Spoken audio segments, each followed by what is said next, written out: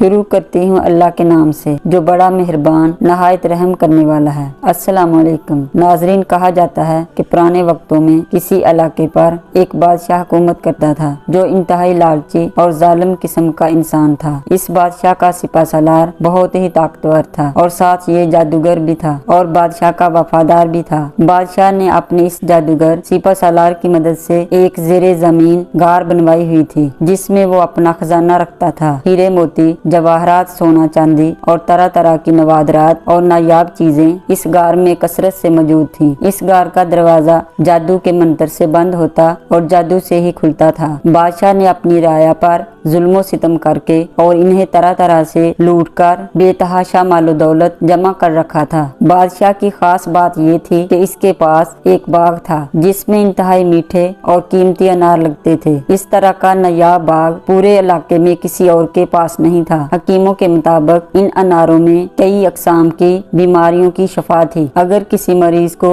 اس باغ میں سے اناروں کی ضرورت ہوتی تو بادشاہ اتنے مہنگے کر کے بیچتا کہ غریب تو اس کو خریدنے کی طاقت ہی نہیں رکھتے تھے، اس لیے وہ بیچارے بیماری کے ساتھ مر جاتے تھے اور ان کا علاج نہیں ہو پاتا تھا۔ اس کے علاوہ یہ بادشاہ ان اناروں کو دوسرے ملکوں میں بھی بیچتا تھا اور وہاں سے بھی اچھی خاصی دولت کماتا تھا۔ اگر کوئی انسان بھول کر بھی اس باغ میں سے انار کھا لیتا اور بادشاہ کو پتہ چل جاتا تو بادشاہ اس انسان کو موت کے گھاٹ اتار دیتا تھا۔ بادشاہ کی ایک انتہائی خوبصورت بیوی تھی جو رعایا پر ظلم و ستم کرنے میں بادشاہ سے پیچھے نہیں تھی اور اس طرح بادشاہ اور ملکہ کی پورے علاقے میں دہشت پھیلی ہوئی تھی۔ وقت گزرتا جا رہا تھا اور لوگ اس بادشاہ کا ظلم و ستم خاموشی سے سہ رہے تھے اور ساتھ وہ اللہ تعالیٰ سے دعا بھی کرتے تھے کہ وہ اس ظالم بادشاہ اور ملکہ کی قید سے آزاد ہو جائیں۔ ایک دن ہوا یہ کہ اس علاقے میں کسی اللہ کے نیک بندے کی آمد ہوئی اور یہ مسافر مسجد میں چلا گیا۔ رات کا اندھیرا چھا چکا تھا۔ ایک شریف انسان نے اس کو کافی دیر مسجد میں بیٹھے ہوئے دیکھا تو اس سے پوچھنے لگا، تم کون ہو اور اتنی دیر سے مسجد میں کیوں بیٹھے ہو؟ خیریت تو ہے؟ تو اس نے کہا کہ میں ایک مسافر ہوں اور آج کی رات یہاں قیام کروں گا۔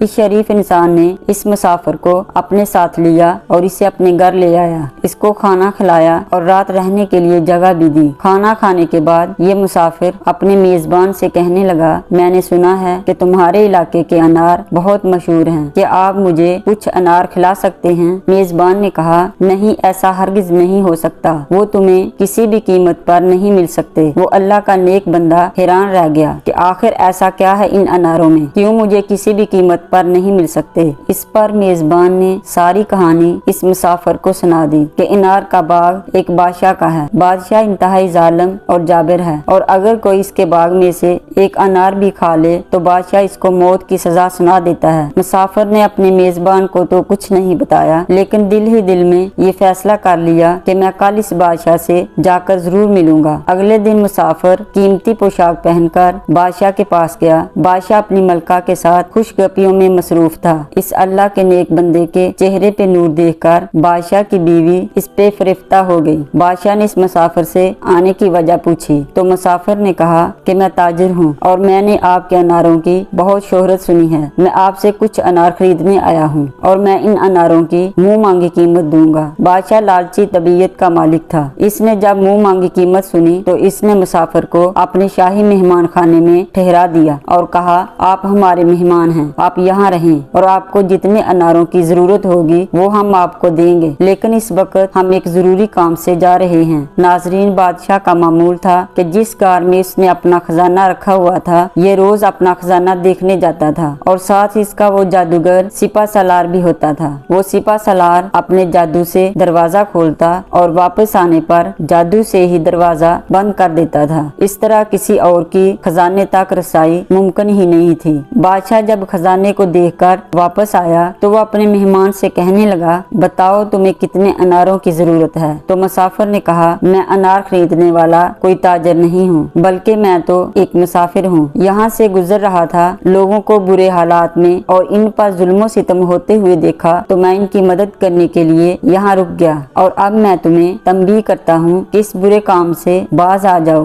غریب رعایا پر ظلم و ستم نہ کرو، اور جو خزانہ تم اس غار میں اکٹھا کر رہے ہو وہ تمہارے کسی بھی کام نہیں آئے گا۔ ایک نہ ایک دن تم بھی اس دنیا سے خالی ہاتھ چلے جاؤ گے اور یہ خزانہ تمہاری کوئی مدد نہیں کر سکے گا۔ اس اللہ کے نیک بندے کی یہ بات ملکہ کے دل پہ لگی اور وہ رائے راست پر آ گئی، لیکن بادشاہ نے جب یہ سنا تو وہ غصے میں آ گیا اور اس نے اپنے سپہ سالار کو حکم دیا کہ اس مسافر کو اٹھا کر جنگل میں پھینک دو تاکہ جنگلی جانور اور درندے اسے کھا جائیں۔ جادوگر نے مسافر کو اپنے جادو کے اثر سے بے ہوش کیا اور خوفناک جنگل میں پھینک دیا۔ تھوڑی دیر کے بعد مسافر کو ہوش آ گیا اور اس نے اپنے گرد حضور غوث اعظم شیخ عبد القادر جیلانی رحمت اللہ علیہ کا نام لے کر دائرہ کھینچ لیا اور اس میں بیٹھ کر اللہ تعالیٰ کی عبادت کرنے لگا۔ اللہ کے حضور سجدے میں جا کر اللہ تعالیٰ سے رو رو کا دعا کرنے لگا کہ اے اللہ، اگر میری موت ایسے ہی لکھی ہوئی ہے تو میں تیری رضا پہ راضی ہوں، لیکن ان غریب اور مظلوم گاؤں والوں کی مدد فرما، انہیں اس ظالم راجا کے ظلم سے نجات عطا فرما۔ اے اللہ، یا اس راجا کو ہدایت عطا فرما دے یا پھر کوئی اور نیک دل حکمران ان پر حاکم بن جائے۔ ادھر یہ نیک مسافر دعا کر رہا تھا اور ادھر وہ بادشاہ بے چینی محسوس کرنے لگا۔ اسے کچھ سمجھ نہیں آ رہی تھی کہ وہ کس بات کے لیے اتنا بے قرار ہے۔ آخر کار اس نے فیصلہ کیا کہ وہ خزانے کی طرف چلا جاتا ہے تاکہ ہیرے موتی اور جواہرات سے اپنا دل بہلا سکے۔ اس نے ملکہ کو ساتھ لے جانا چاہا لیکن ملکہ نے صاف انکار کر دیا۔ اس کے بعد بادشاہ نے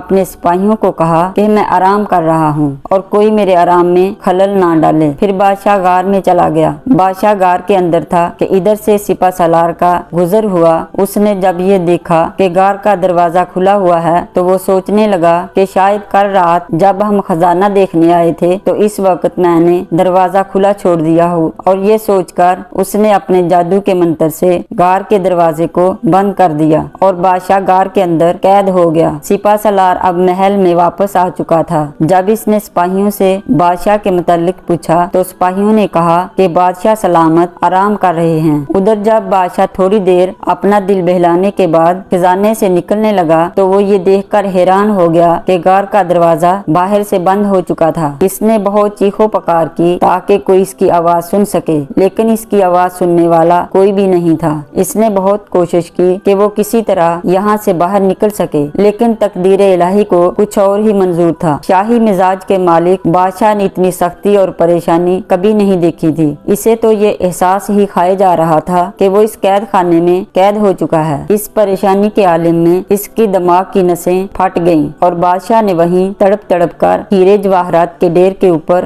جان دے دی۔ ادھر جب کافی دیر کے بعد بھی بادشاہ کی کچھ خبر نہ آئی تو اس کا سپہ سالار جادوگر بہت پریشان ہوا اور اس نے بادشاہ کو تلاش کرنا شروع کر دیا۔ وہ تلاش کرتا کرتا غار تک آ پہنچا۔ پھر اس نے غار کے اندر جا کر دیکھا تو بادشاہ کی لاش ساری زندگی کی اکٹھی کی ہوئی دولت پر پڑی تھی۔ دولت بھی بادشاہ کی جان نہیں بچا پائی تھی اور بادشاہ بے یار و مددگار دولت کے انبار پر فوت ہو چکا تھا۔ جب سپہ سالار نے اپنے بادشاہ کی یہ حالت دیکھی تو اسے مسافر کی وہ باتیں یاد آ گئیں کہ ایک دن یہی دولت جسے تو اپنی زندگی مانتا ہے، جسے تو اپنی حیات کا مقصد مانتا ہے، یہی تیری زندگی ختم کر دے گی۔ سپہ سالار بادشاہ کی لاش دیکھ کر گمسم کھڑا تھا۔ پھر تھوڑی دیر بعد بغیر کچھ سوچے سمجھے وہ جنگل کی طرف چلا گیا۔ اسے اپنی منزل معلوم نہیں تھی کہ وہ کہاں جا رہا ہے، بس اس کے دل میں دنیا سے اکتاہٹ پیدا ہو چکی تھی۔ یہ اپنی باقی زندگی ویرانوں میں گزارنا چاہتا تھا۔ ابھی یہ جنگل میں گیا ہی تھا کہ اس نے دیکھا کہ وہی بزرگ سجدے میں ہے اور اللہ تعالیٰ کی عبادت کر رہا ہے۔ سپہ سالار نے بزرگ کے پاؤں پکڑ لیے اور اپنے تمام گناہوں کی معافی مانگی۔ وہ مسافر بزرگ بھی نیک دل انسان تھا۔ اس نے سپہ سالار کو معاف کر دیا اور پھر سپہ سالار کی ضد اور اصرار پر اسی نیک مسافر کو اس علاقے کا بادشاہ بنا دیا گیا۔ وہ سب لوگوں کے ساتھ اچھا برتاؤ کرنے لگا اور انار کے باغ کو اللہ تعالیٰ کی راہ میں وقف کر دیا گیا۔ جس کو ان اناروں کی ضرورت ہوتی وہ بلا جھجک وہاں سے لے لیتا۔ ملکہ نئے بادشاہ کے عدل و انصاف اور رحم دلی سے بہت متاثر ہوئی اور اس نے بادشاہ کو نکاح کا پیغام بھجوایا، جسے بادشاہ نے قبول کر لیا اور اس طرح سب لوگ ہنسی خوشی رہنے لگے۔ ناظرین، ویڈیو اچھی لگے تو لائک کریں اور چینل سبسکرائب کرتے ہوئے ساتھ بنے بیل کے نشان کو بھی دبا دیں۔ اللہ تعالی ہم سب کا حامی و ناصر ہو، آمین یا رب العالمین۔